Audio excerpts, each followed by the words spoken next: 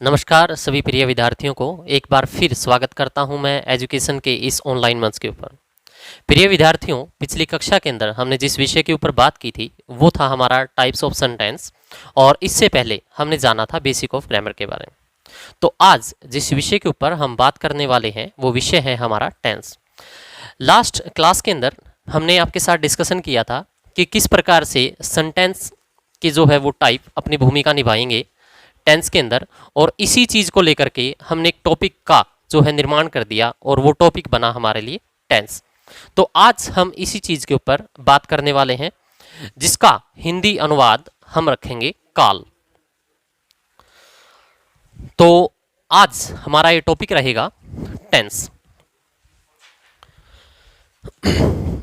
Basic रूप से अगर कहा जाए तो टेंस अपने आप में समय का एक अभिन्न हिस्सा होता है, जिसमें हम ये देखते हैं कि किसी भी घटना के घटित होने पर हम उस चीज़ को दिखाएंगे कैसे। मतलब कोई भी घटना जो घटित होती है वो समय के ऊपर निर्भर करती है, जैसे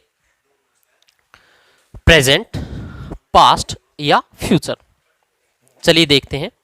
इस बात को अगर मैं टाइम लाइन के अकॉर्डिंग समझूं तो ये समझना हमारे लिए बेहद आसान बन जाएगा। जैसे यहां मैं रिप्रेजेंट करना चाहूंगा टाइम लाइन को।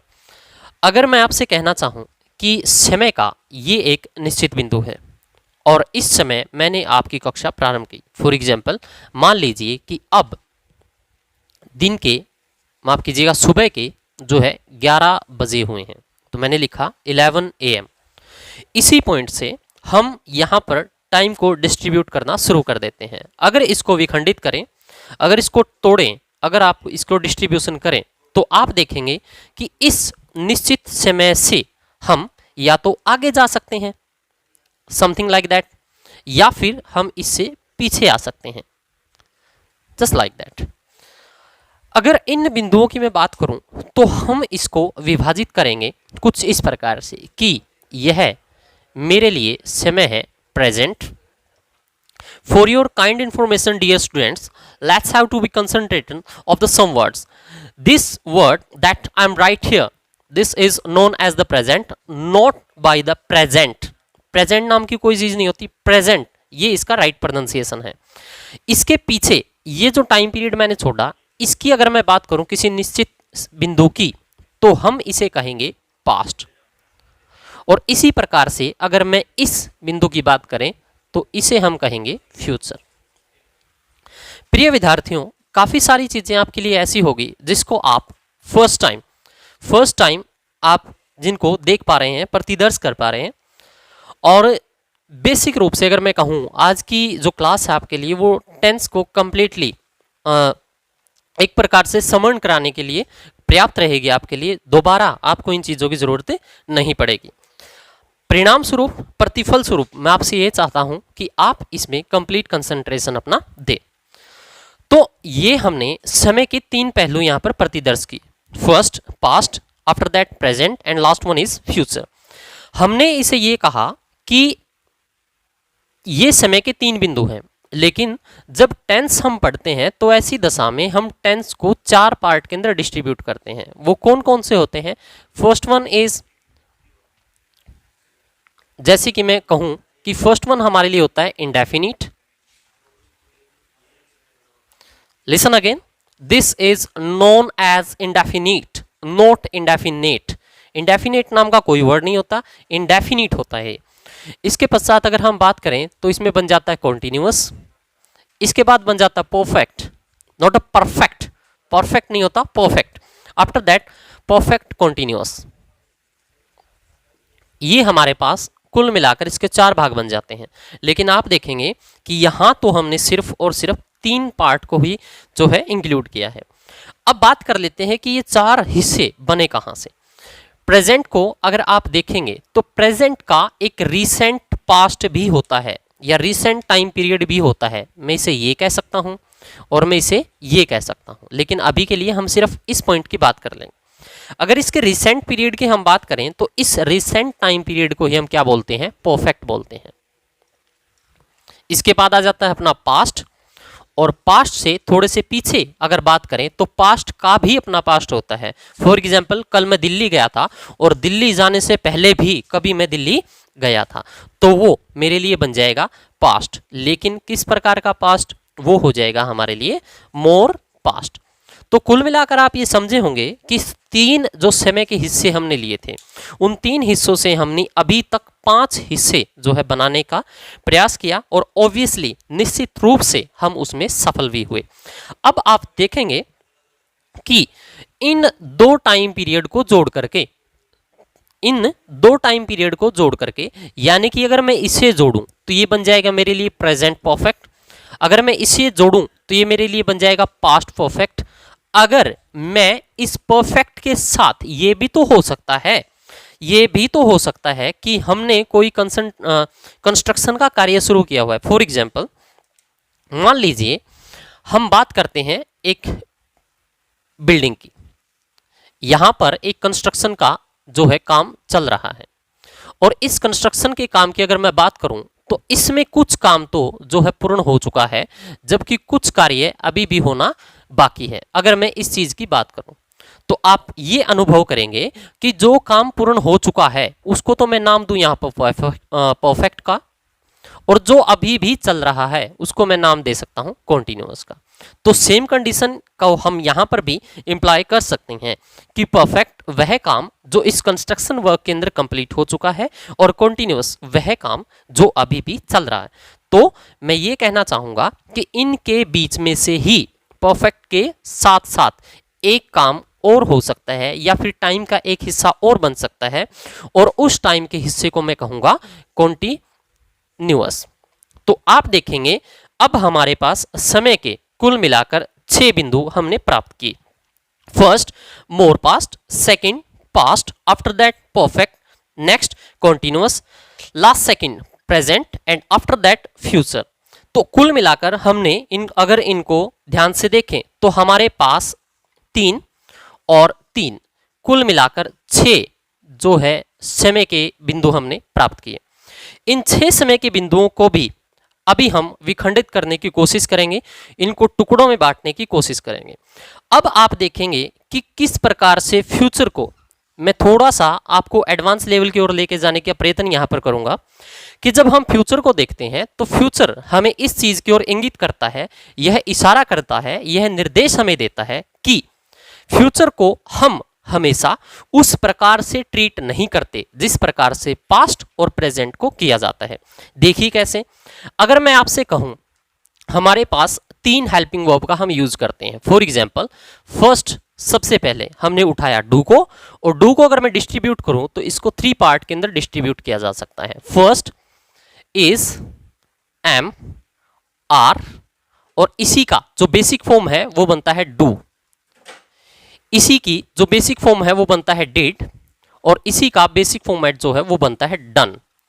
तो ये बन जाएगा डू के हिसाब से do, did, done, first form of the verb, second form of the verb, and last one is third form of the verb. For your kind information, dear students, let's have to be concentrate on the one word. There is not only the 3 part of the verb, is there only 5 part. We have to be distribute. First V1, second V2, third V3, next one V4, and last one is V5.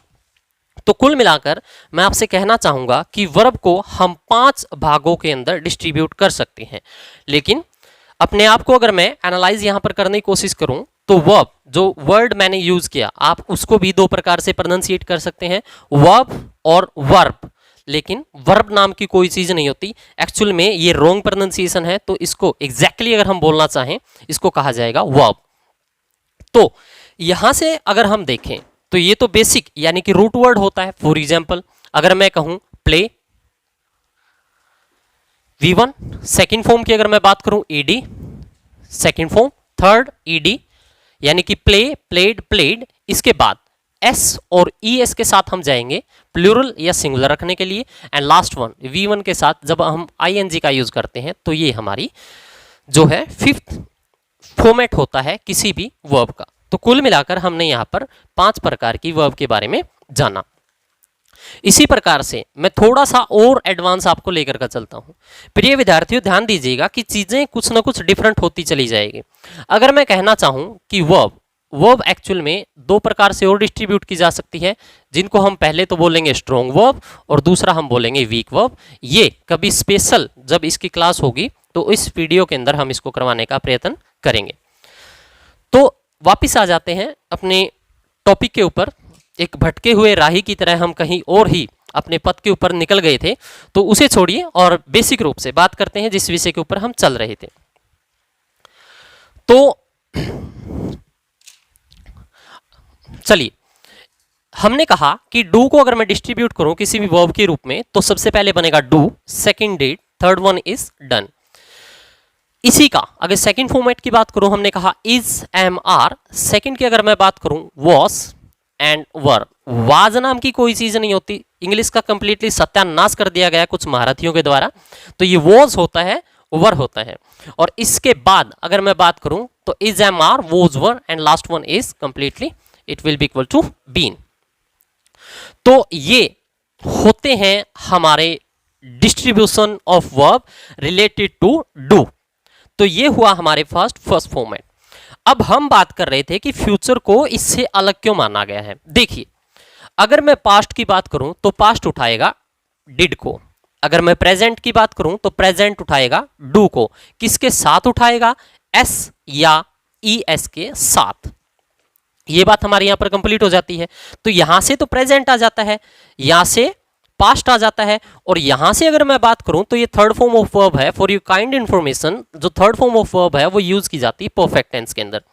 तो तीनों प्रकार की जो verb है उसका मैंने आपको simple way के अंदर यूज बताया कि किस प्रकार से प्रेजेंट और पास्ट के अंदर ये अपनी भूमिका निभाती है। लेकिन ध्यान दीजिएगा, लेकिन फ्यूचर का इसमें कोई भी किसी भी प्रकार का जिक्र नहीं हुआ, क्योंकि यहां पर हम स्पेशल दो ही प्रकार की हेल्पिंग वर्ब का यूज करते हैं, एक सेल और दूसरा विल, और ये भी अपनी जगह अपनी भूमिका निभाती हैं। तो अब आपको जवाब मिल गया होगा कि मैं फ्यूचर टेंस को अलग क्यों मानता हूं। तो कुल मिलाकर आपको यह समझना है कि सेल और विल अलग है। इसका सिर्फ और सिर्फ एक बात से मैं जवाब दूंगा कि प्रेजेंट यानी कि अब मैं आपको पढ़ा रहा हूं, इस चीज को मैं महसूस कर सकता हूं। मैंने आपको कल पढ़ाया था, इस चीज को मैंने महसूस किया था। कल आने वाली क्लास में लूंगा, नहीं लूंगा, मतलब कोई घटना हम करेंगे, नहीं करेंगे, या फिर किसी प्रकार के एक्शन के लिए, for example as a human being मैं बात कर रहा हूं, क्लास ऑब्वियसली निश्चित रूप से निसंदेह होगी आपकी। मैं बात कर रहा हूं एज अ ह्यूमन बीइंग, जिस प्रकार से उसकी बॉडी ट्रीट करती है अपने आप को, तो निश्चित नहीं है कि कल तक किसी घटना को हम करने के लिए हो या ना भी। इस कारण से कहा जाता है कि फ्यूचर अनसर्टेन होता है, अनिश्चित होता है। अतः हम ये कहना चाहेंगे कि फ्यूचर को एक्सपीरियंस नहीं किया जा सकता। तो दो वर्ड मैं यहां पर लिखना चाहूंगा कि इसको हम एक्सपीरियंस्ड कर चुके हैं, इसको मैं एक्सपीरियंस कर रहा हूं, और इसको हम एक्सपीरियंस नहीं कर सकते, क्योंकि जब हम इसको एक्सपीरियंस करेंगे तो या तो हमारे लिए प्रेजेंट बन जाएगा और उसके बाद हमारे लिए है पास्ट बन जाएगा। तो कुल मिलाकर आपने समझा कि किस प्रकार से टाइम को डिस्ट्रीब्यूट किया जा सकता है। तो अब अगर ये बातें आपको समझ में आ गई, ऑब्वियसली जो कि आ गई होगी, तो मैं अपनी क्लास को आगे बढ़ाता हूं। आप बीच बीच में स्क्रीनशॉट ले सकते हैं।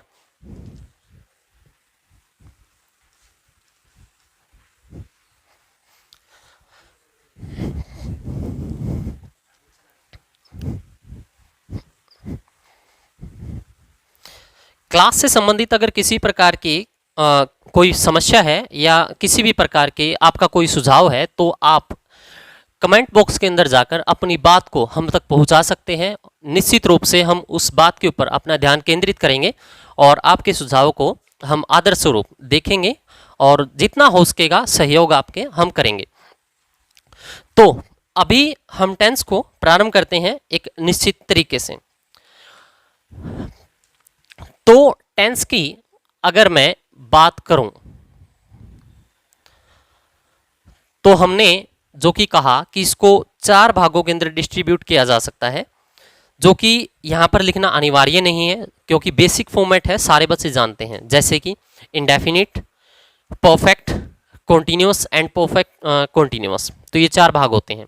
उसी में से मैं पहला पार्ट उठाता हूं तो वो हो जाएगा हमारे लिए present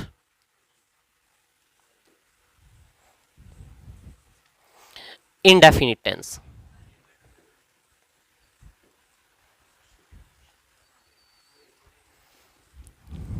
present indefinite tense. Present indefinite tense की अगर बात की जाए, प्रिय विद्यार्थियों, ये बात समझ लेना बेहद जरूरी है कि जिन पहचान को, मान लीजिए हम बात करते थे रहा है, रहे हैं, रही है, ता है, ते है, ती है, जब हम फंक्शनल ग्रामर की बात करते हैं, जब हम कॉम्पिटिटिव लेवल के ऊपर होते हैं, तो उस बात का एक्चुअल में कोई मतलब नहीं होता, क्योंकि इंग्लिश अपने आप में एक अलग लैंग्वेज है और हिंदी अपने आप में एक अलग लैंग्वेज है। दोनों ही भाषाएं किसी भी बिंदु के ऊपर जाकर आपको ये नहीं कहेगी कि हमें किसी भाषा के सहयोग से पूरा किया जा सकता है। तो मैं ता है, ते है, ती है के चक्कर में ना डाल करके आपको सीधा फंक्शनल ग्रामर कराऊंगा, ताकि आपको बेसिक फॉर्मेट समझ में आ जाए और इसके बाद हम चलेंगे एक्सरसाइज की ओर। तो निश्चिंत रहिएगा इस बात की ओर, हम बाद में एक्सरसाइज भी इसकी अच्छे से करेंगे, जैसा कि मैंने इंट्रोडक्शन वीडियो के अंदर बताया हुआ है। चलिए, प्रेजेंट इंडेफिनिट टेंस की अगर बात करें तो सबसे पहले किसी भी सेंटेंस का एक स्ट्रक्चर होता है। तो सेंटेंस इसका बनेगा कैसे, ये मैं इन शॉर्ट लिख रहा हूं ताकि समय को बचाया जा सके। और उन 5 प्रकार के सेंटेंसेस का हम इसके अंदर यूज करेंगे जो मैंने आपको बताया था। फॉर एग्जांपल, अजेरेटिव सेंटेंस था हमारे, इंटेरोगेटिव सेंटेंस थे हमारे, ऑप्टेटिव सेंटेंस था, इंपेरेटिव सेंटेंस था, एक्सक्लेमेटरी सेंटेंस था, नेगेटिव सेंटेंसेस थे। उसके अंदर ये सारे के सारे पार्ट जो है 5 भागों के अंदर आए थे। कल वाली क्लास में मैंने ये आपको करवाया था।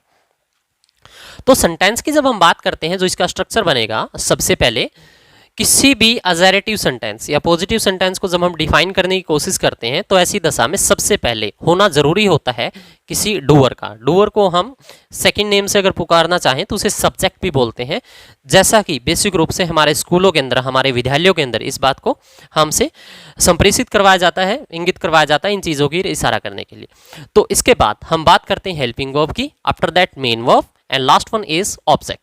तो ये हमारी कुछ बेसिक चीज़ें हैं जो हमें देखने हैं। हम बात कर रहे हैं प्रेजेंट इंडेफिनिट टेंस की। प्रेजेंट इंडेफिनिट टेंस के अंदर अगर इन्हीं चीजों को हम देखें तो सब्जेक्ट के रूप में हम बात करेंगे किसी भी डूअर की। हेल्पिंग वर्ब की बात कर लेते हैं एक बार। हेल्पिंग वर्ब जो होती है इसके अंदर, वो हम यूज करते हैं डू। अब इसको एस या ई एस के साथ जब यूज करेंगे तो ये बन जाएगा हमारा डज। तो डू और डज ये हमारी हेल्पिंग वर्ब इसके अंदर रहेगी।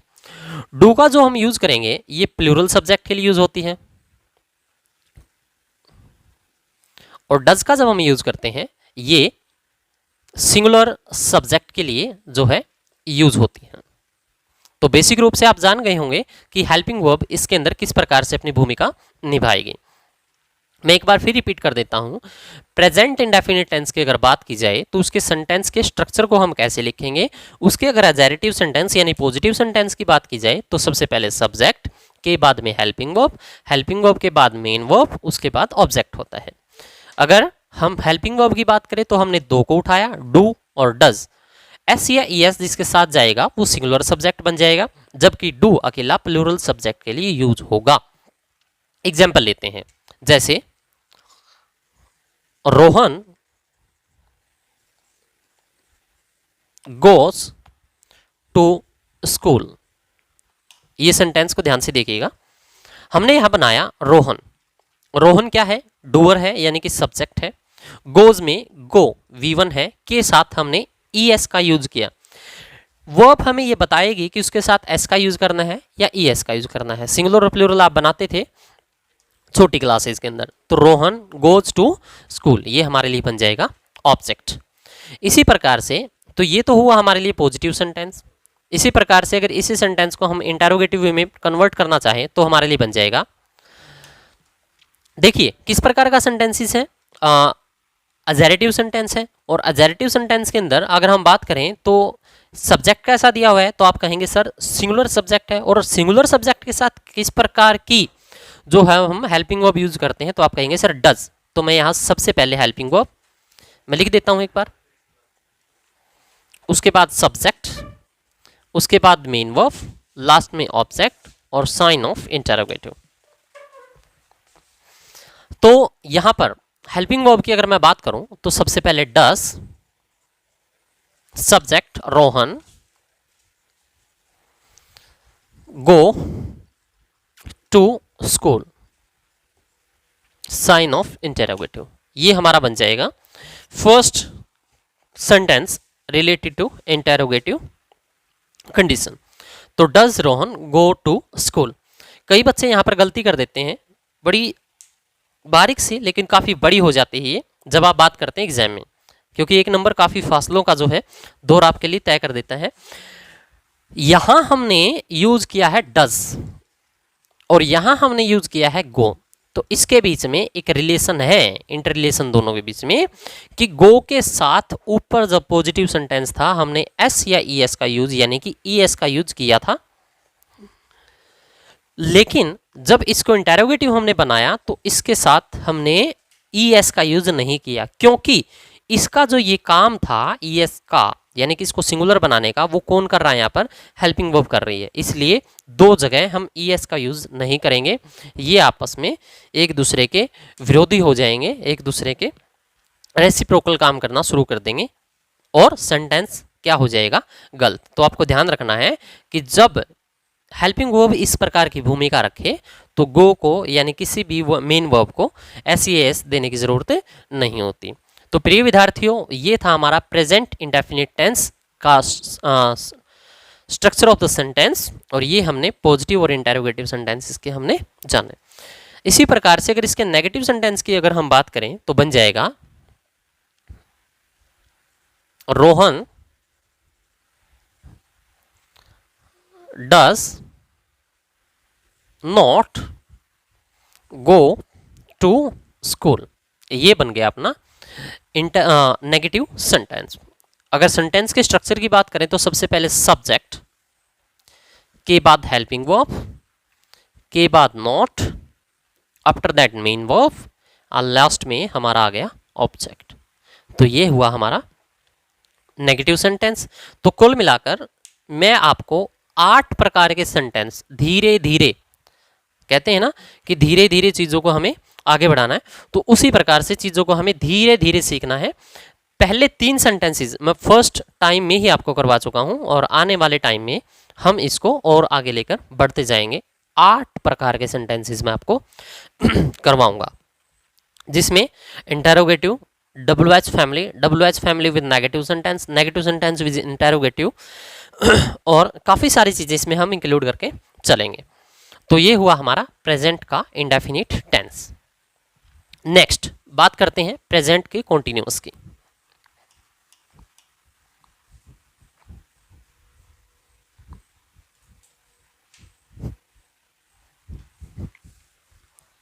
मैं फिर से आपको याद दिलाना चाहूँगा कि जितनी भी ऑनलाइन क्लासेस होती हैं उसमें सबसे पहले कंडीशन होती है कि विद्यार्थी ड्यूरिंग दीज क्लासेस पेशेंस रखें। Present continuous tense, present continuous tense की अगर बात की जाए तो सबसे पहले सेंटेंस लिखेंगे। सेंटेंस की अगर बात की जाए तो इसमें सबसे पहले आएगा सब्जेक्ट के बाद हेल्पिंग वर्ब, मैं सीधा लिख देता हूं इज, एम, आर, उसके बाद मेन वर्ब यानी कि V1 के साथ ING और लास्ट में बन जाएगा ऑब्जेक्ट। जैसे Radha is dancing on the floor, Radha is dancing on the floor. अब आप देखेंगे कि हेल्पिंग वर्ब जो है इसके अंदर, वो किस प्रकार से इसमें भूमिका निभाती हैं। तो समझिएगा इस चीज को कि जब हम बात करते हैं इज की, एम और आर की, तो आर प्लूरल फॉर्म को दर्शाएगा, यानी कि प्लूरल सब्जेक्ट के रूप में इसकी हम यूज करेंगे। एम की अगर बात करें तो ये हमेशा आई के साथ जाता है, और इज की अगर बात करें तो ये सिंगुलर सब्जेक्ट के साथ यूज होता है। तो हमने इसी प्रकार से, राधा हमारे लिए सिंगुलर सब्जेक्ट था, यूज कर लिया इज का, डांस V1 है के साथ I N G, on the floor object बन जाएगा। नेगेटिव सेंटेंस बनाएंगे तो बन जाएगा Radha is not dancing on the floor. ये हमारा बना नेगेटिव सेंटेंस। तो ये बन जाएगा पॉजिटिव, ये बन जाएगा नेगेटिव सेंटेंस, और ये अब हम बात करने वाले हैं इंटरोगेटिव सेंटेंस की। तो is Radha dancing on the floor, sign of interrogative. तो ये हमारा हुआ प्रेजेंट का कॉन्टिन्यूअस टेंस। रिपीट कर देता हूं, प्रेजेंट कॉन्टिन्यूअस टेंस का सेंटेंस की अगर बात करें तो बनेगा सब्जेक्ट के साथ इज एम आर, V1 के साथ आईएनजी ऑब्जेक्ट। पॉजिटिव सेंटेंस बनाया, राधा सिंगुलर सब्जेक्ट था, इज का हमने यूज किया, डांसिंग डांस V1 के साथ आईएनजी का यूज किया, ये ऑब्जेक्ट है। इसी प्रकार से जब नेगेटिव सेंटेंस बनाएंगे तो हेल्पिंग वर्ब के तुरंत बाद नोट का यूज किया, और इंटरोगेटिव जब बनाते हैं तो सब्जेक्ट से तुरंत पहले हमने यूज किया हेल्पिंग वर्ब का। तो ये हुआ हमारा प्रेजेंट का कॉन्टिन्यूअस टेंस। कितनी कितनी मिनट की होगी देखिए।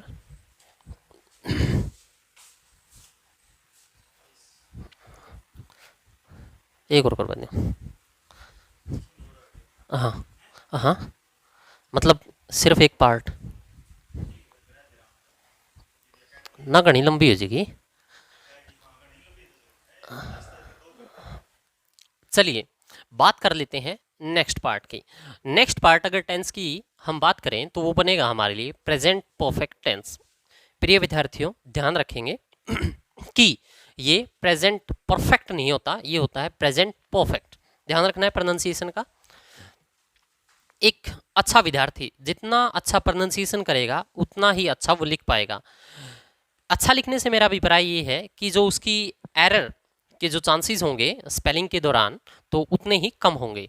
तो चलिए प्रेजेंट परफेक्ट टेंस की बात कर लेते हैं। तो सबसे पहले बात करते हैं सब्जेक्ट की, इसके बाद हेल्पिंग वर्ब इसमें यूज होगी हैज या फिर हैव के साथ मेन वर्ब, यानी कि third form of the verb, and last में ऑब्जेक्ट का हम इसमें यूज करेंगे। अभी अभी हमने कहा था कि कोई भी एक सेंटेंस लेते हैं, for example Rohan has played football. ध्यान से देखिएगा, रोहन कंडीशन पूरी करता है सब्जेक्ट की, हैज बिकॉज ऑफ सिंगुलर था, मैं बताऊंगी भी कब, और played third form of verb, और फुटबॉल हमारे लिए बन जाएगा ऑब्जेक्ट। अब बात कर लेते हैं कि हैज और हैव किस प्रकार से काम करती है। एक तो चीज़ ये समझ लीजिएगा आप कि जब हम बात करते हैं किसी भी हेल्पिंग वर्ब का, तो वो जबकि मॉडल्स मैं आपको करवाऊंगा उस दौरान बताऊंगा भी कहाँ से बनी कैसे।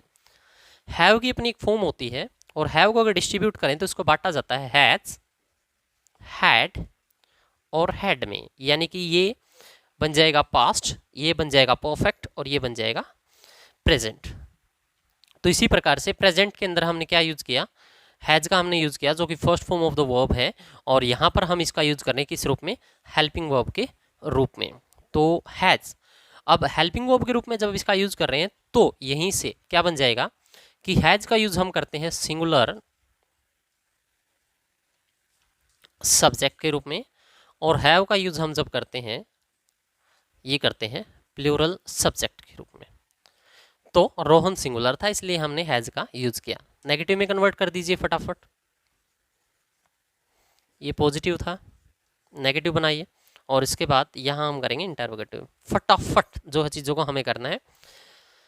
तो बन जाएगा नेगेटिव की अगर बात करें, रोहन, साथ के साथ आप बोलते जाएं ताकि ऐसा फील करें कि आप ऑफलाइन क्लास में ही पढ़ रहे हैं।